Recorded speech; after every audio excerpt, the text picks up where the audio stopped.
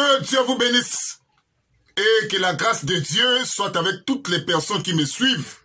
De près comme de loin, je vous salue, moi votre frère, le frère Jérémie d'Almeida Wycliffe, serviteur de Dieu, mais aussi un prédicateur de l'évangile.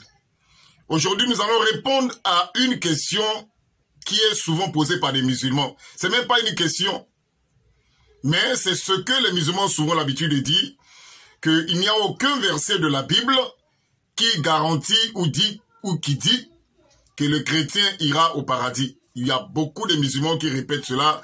Donnez-nous un verset de la Bible qui dit que les chrétiens iront au paradis.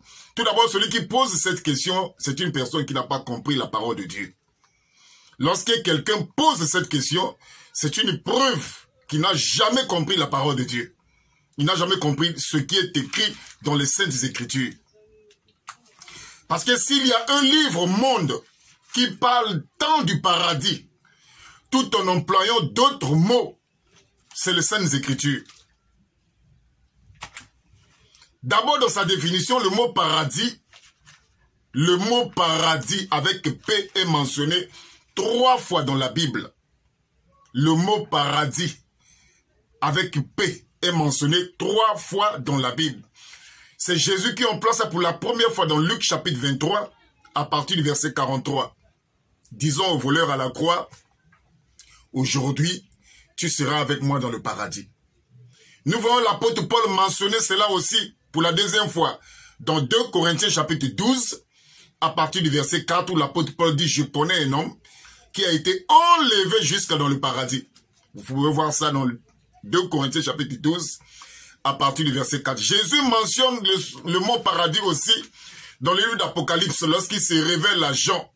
Nous sommes dans Apocalypse chapitre 2, à partir du verset 7. Je vais le lire pour vous. Apocalypse chapitre 2, à partir du verset 7. C'est Jésus qui parle. Que celui qui a des oreilles entende ce que l'Esprit dit aux églises. À celui qui vaincra, je donnerai à manger de l'arbre de vie qui est dans le paradis de Dieu. Donc nous voyons le mot paradis être mentionné par Jésus, parce que cette écriture que je viens de mentionner est en rapport avec les vainqueurs. Donc le mot paradis, dans sa définition, c'est un lieu de délice, un lieu de joie, un lieu de bonheur. C'est ça le mot paradis. Et comme je l'ai dit au début, le mot paradis est employé plusieurs fois dans la Bible. La Bible parle du paradis tout en employant un autre mot. Lorsque la Bible parle du royaume des cieux, c'est toujours le paradis. Lorsque la Bible parle de la demeure céleste, c'est le paradis toujours. Lorsque la Bible parle de la gloire éternelle, que les croyants vont hériter la gloire éternelle, mais c'est le paradis. Lorsque la Bible parle de la vie éternelle, c'est la vie du paradis, c'est le paradis toujours. C'est ça. C'est pour ça que j'ai dit que celui qui a posé cette question n'a pas pris le temps d'examiner les Écritures.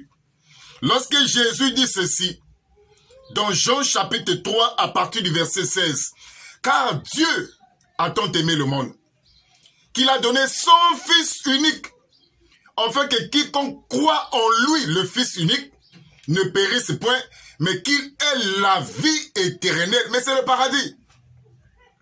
C'est pour ça que j'ai dit que celui qui a posé cette question n'a pas pris le temps d'examiner les Écritures. Lorsqu'il est écrit ceci dans la Bible, dans 1 Jean chapitre 5, le verset 13, ce verset est très important. Je conseille à nos amis musulmans de le lire. Nous sommes dans 1 Jean chapitre 5, à partir du verset 13, il est écrit que je veux que vous sachiez que vous avez la vie éternelle, vous qui croyez au nom du Fils de Dieu. J'ai dit la vie éternelle, c'est ça le paradis. La vie éternelle, c'est la vie de ceux qui vivent au paradis. Et il est écrit dans 1 Jean chapitre 5 à partir du verset 13, « Je veux que vous sachiez que vous avez la vie éternelle, vous qui croyez au nom du Fils de Dieu. » Nous allons faire rapidement une deuxième vidéo.